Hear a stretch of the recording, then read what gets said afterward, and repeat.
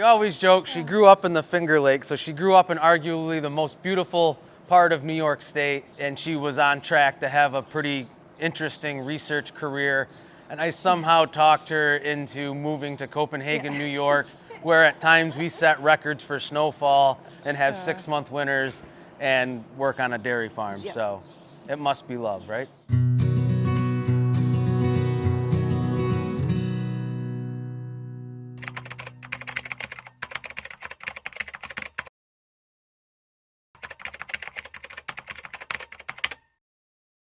Hi, welcome to Murcrest Farms here in Copenhagen, New York. I'm Mark Murray, and this is my wife, Sarah.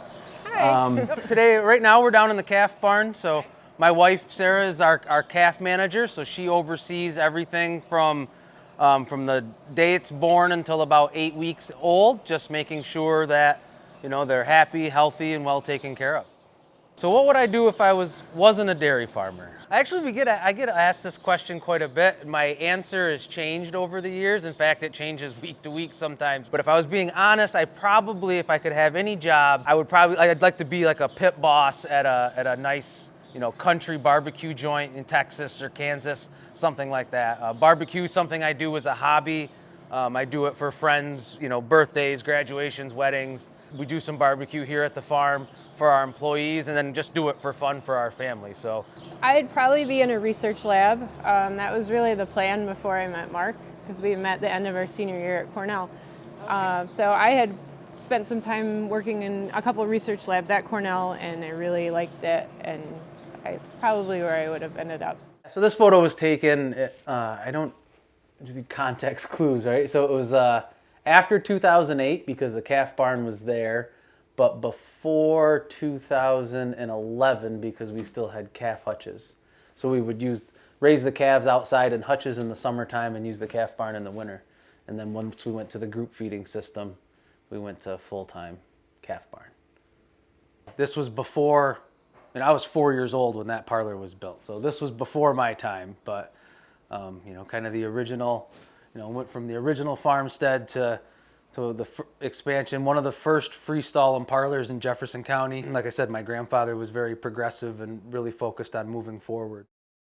There's 4 partners here at Murcrest. My parents are both partners of the business and very involved. My father, Lynn, is the managing partner. My mother does the financials and bookkeeping and financial planning. She worked for Cornell Cooperative Extension for a number of years as a farm business educator, so that's a huge asset for us. When I came back to the dairy, my grandfather was still very much a part of the business, very involved. I learned a lot from him going forward. He was very, very progressive, very, pushing the envelope, keeping, really wanting to see the dairy successful and profitable and productive. And so he's actually some of the driving force behind some of our big expansion that we did in 2006. He was probably its biggest champion. Whatever we had to do to get it done, he was all about it.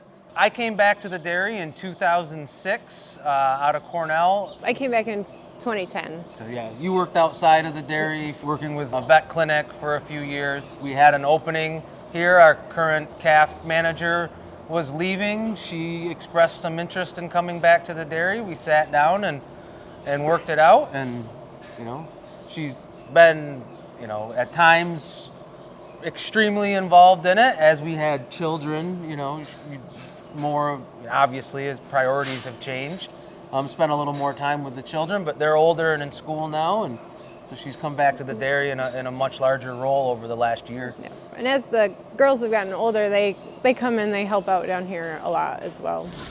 I'm Abby. I'm Grace. What I like most about the calf barn is petting the newborn calves and helping them feel better. The thing most I like about the calf barn is seeing new baby cows. So over the years, we've adopted a lot of new technology as things have come out and improved. We've been able to, we've taken on some of that to one, make it make us more efficient. And some of it is strictly better care for our animals. Cows' software monitoring systems, handheld devices. So now we've got all of the cow's information with us on the fly. And then we've adopted an activity monitoring system as well, which allows us to monitor how much they're eating, how much they're moving, and where they are at all given times. It helps us to bring a higher level of care to the animals and just gives us real-time feedback on how they're feeling. Because if something, heaven forbids, she's not feeling well, it allows us to intervene that much quicker and give her a better life. So one of the technologies that we use here is called SmartBow. And so what it is it's an ear tag that goes into the cow, and it works a lot like a Fitbit or an Apple Watch. It's got an accelerometer in it, and so it tracks her movement, it tracks her activity, and it tracks her location. So, it just gives us real-time data, So we've got a tablet here that myself or one of my herds people can carry with them out in the barn and have real-time information right then on any animal they want to look at the dairy, and it just helps us bring a higher level of care.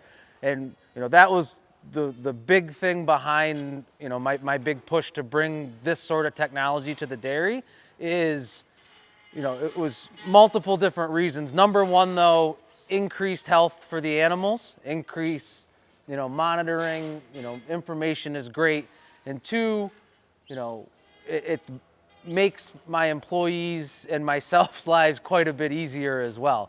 With better information, earlier intervention, they can spend a lot more time managing than doing. So it's another tool that we're using, but it's a very important tool that we're using.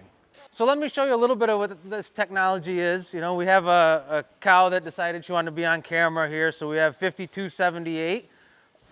So you just pull her up in the tablet, you bring her up, 5278, brings her up, click on her, comes to a general screen. I've got all this information on her. She's 5 years, 2 months, and 3 weeks old. I can go to reports, I can see, histories. So it's like medical records meet Facebook, right? We have a timeline, so everything's right there at all of our employees' fingertips, and it just, it makes for an overall better working environment for our employees and a better environment for the animals. My role is at this point really to oversee things. We kind of have a team approach. I work with one or two other people on a daily basis. He does a lot of the feeding and the bedding and stuff, and I just make sure everything runs smoothly and make sure the calf health is going well. This is a group calf feeder, so instead of individually feeding each calf, they have a free choice system, and they can come up and eat as much as they want at any time during the day or night.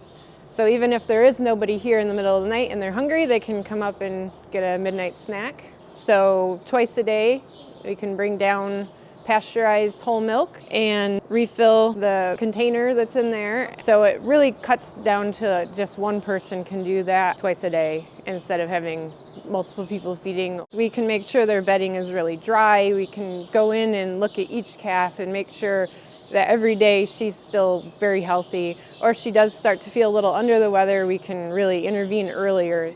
Our mission statement was actually helped develop by the Dairy Fellow students at Cornell. I think it was my freshman year.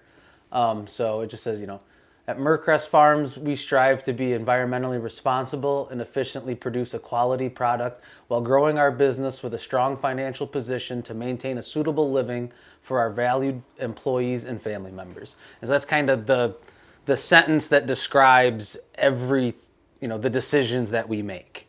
And by posting it, it's visible. We look at it every day. It helps keep us true to that mission. In fact, on part of my onboarding process, all new employees get a copy of that as well.